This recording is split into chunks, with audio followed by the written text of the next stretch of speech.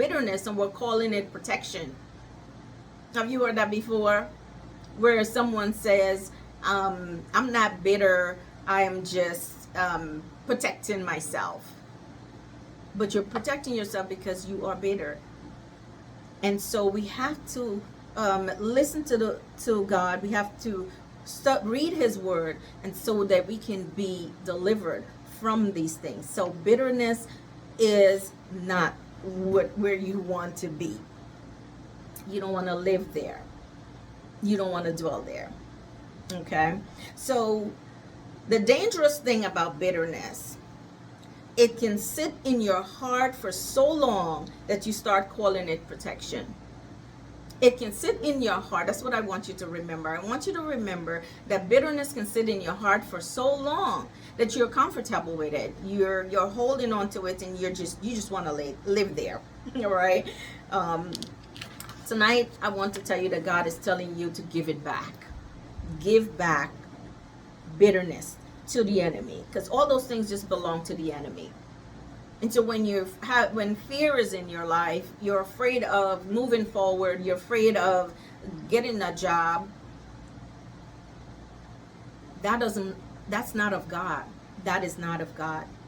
And when you hold on to bitterness because someone hurt you, some of us are holding on to bitterness from the time we were younger, or younger days.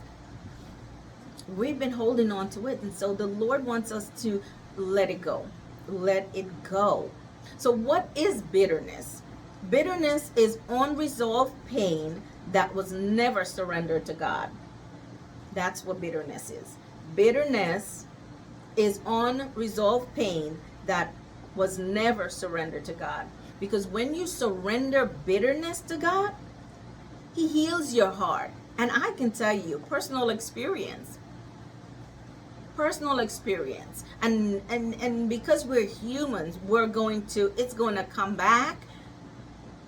But if we continuously talk about the hurt, we're talking to our friends, we're talking to family, or everyone we meet. Have you ever met someone who every person they meet, every time you talk to them, they're telling you about a pain and a hurt that has happened way back when? I have dropped some friends because that's all they talk about. And I felt like I am not the dumping ground. You need to get over that. I mean, I prayed with people, but they still stay there. What do you do when that person is just coming with it? And you pray and you pray. You have to pray for them from over here. You know what I'm saying? You have to pray for them from over here. So it is a hurt that stayed too long. And if we are honest tonight, many people are functioning with bitterness. Many people are functioning with bitterness. And they're just going about their lives still singing, still preaching with bitterness. Yes. Still serving, still smiling.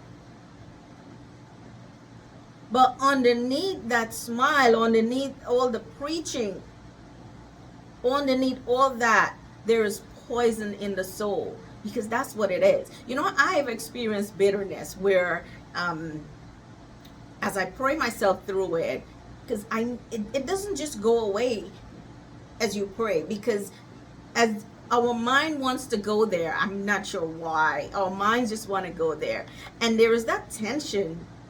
I felt that tension in my body, even down to my fingertips. I felt that tingling sensation.